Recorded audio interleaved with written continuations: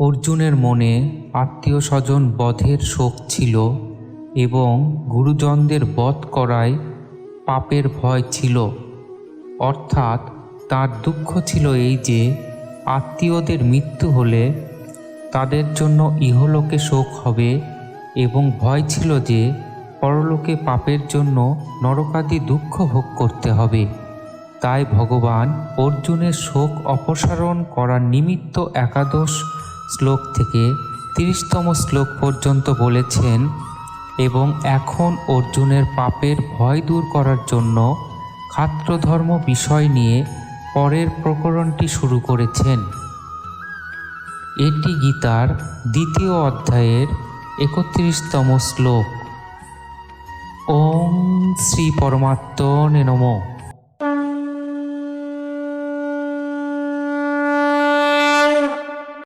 স্বধর্মমপি চাবেক্ষ ন বিকম্পিতুমর্হসি ধর্মান্থি যুদ্ধাশ্রেয় হন্যৎ ক্ষত্রিয়স্য ন বিদ্যতে। স্বধর্মের দিকে লক্ষ্য রেখেও তোমার শিহরিত হওয়া অর্থাৎ কর্তব্য কর্ম হতে বিচলিত হওয়া উচিত নয়, কারণ ক্ষত্রিয়ের পক্ষে ধর্মযুদ্ধ অপেক্ষা আর কিছুই কল্যাণকারী কর্ম নেই।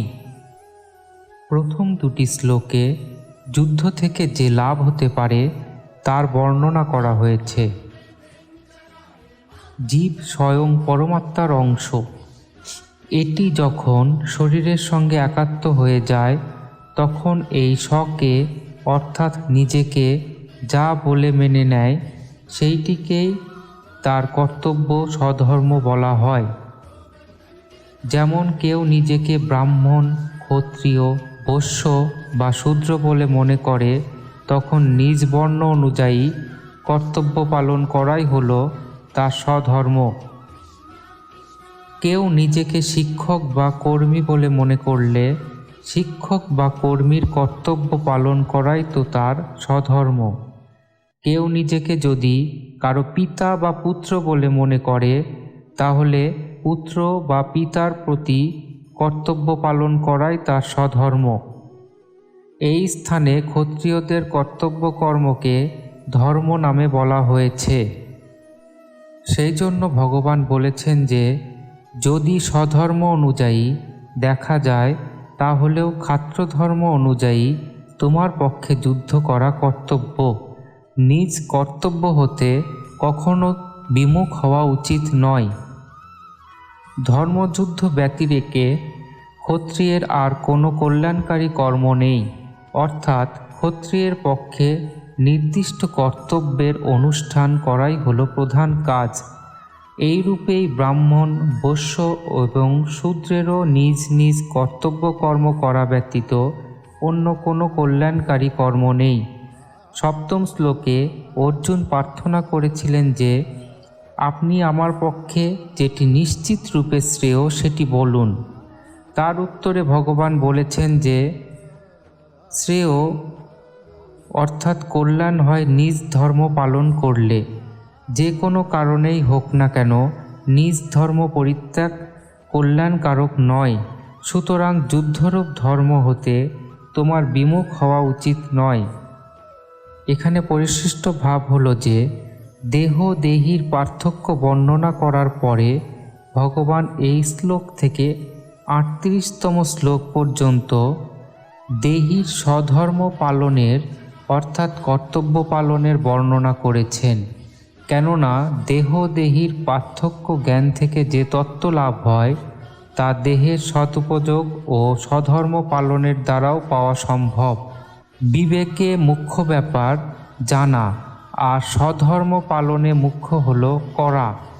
যদিও মানুষের পক্ষে বিবেকই প্রধান, যা ব্যবহারে পরমার্থে লোক পরলোকে সর্বত্রই উপযোগী, কিন্তু যেসব ব্যক্তি দেহ দেহীর পার্থক্য বুঝতে সক্ষম নয় তাদের জন্য ভগবান স্বধর্ম পালন করার কথা বলেছেন, যাতে তারা শুধুমাত্র তার্কিক জ্ঞানী না হয়ে প্রকৃত তত্ত্ব অনুভব করতে সক্ষম হয়।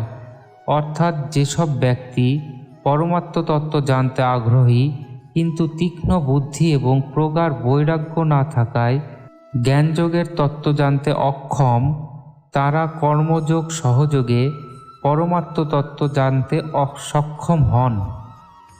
কারণ জ্ঞানযোগের দ্বারা যে অনুভব হয় সেই অনুভব কর্মযোগের সাহায্যেও হওয়া সম্ভব।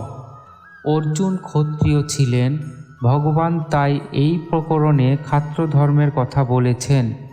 আসলে এই স্থানে ক্ষাত্রধর্ম উপলক্ষ মাত্র, তাই এই স্থানে ব্রাহ্মণাদি অন্যান্য বর্ণের মানুষদেরও তাদের নিজ নিজ ধর্ম অর্থাৎ কর্তব্য পালনের কথা ধরে নিতে হবে। স্বধর্মকেই স্বভাবজ কর্ম, সহজ কর্ম, সকর্ম ইত্যাদি নামে উল্লেখ করা হয়েছে। স্বার্থ, অহংকার এবং ফলেচ্ছা পরিত্যাগ করে অন্যের হিতার্থে কর্ম করাই স্বধর্ম। স্বধর্মের পালনই হল কর্মযোগ। এখন ৩২তম শ্লোকে বলেছেন, যদৃচ্ছয়া চোপপন্নং স্বর্গধর্মোপাবৃতম সুখীন ক্ষত্রিয়া পার্থ লভন্তে যুদ্ধমীদৃশম। আপনা হতে প্রাপ্ত এই যুদ্ধ মুক্ত স্বর্গদাস স্বরূপ।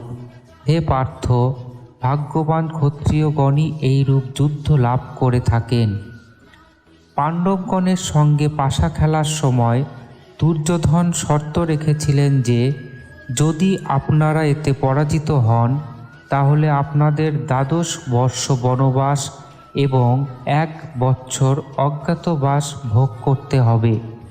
১৩ বর্ষ পরে আপনারা আপনাদের রাজ্য ফিরে পাবেন। কিন্তু যদি অজ্ঞাতবাসে থাকাকালীন আমরা আপনাদের সন্ধান পাই তবে পুনর্বার আপনাদের ১২ বর্ষ বনবাস ভোগ করতে হবে। পাশা খেলায় পরাজিত হয়ে শর্ত অনুযায়ী পাণ্ডবগণ ১২ বৎসর বনবাস এবং ১ বৎসর অজ্ঞাতবাস করেন।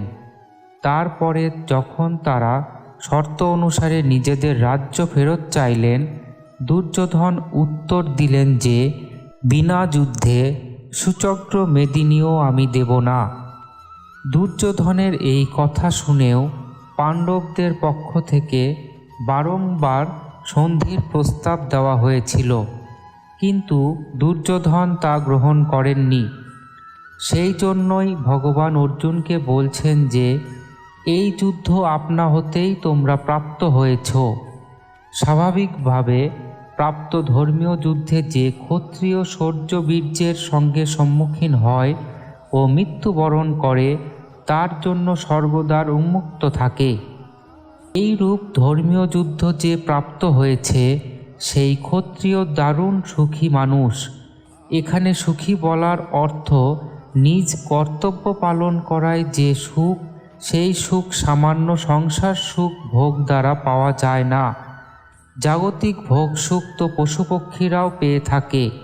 অতএব যিনি কর্তব্য পালন করার সুযোগ পেয়েছেন তাকে ভাগ্যবান বলে মনে করা উচিত।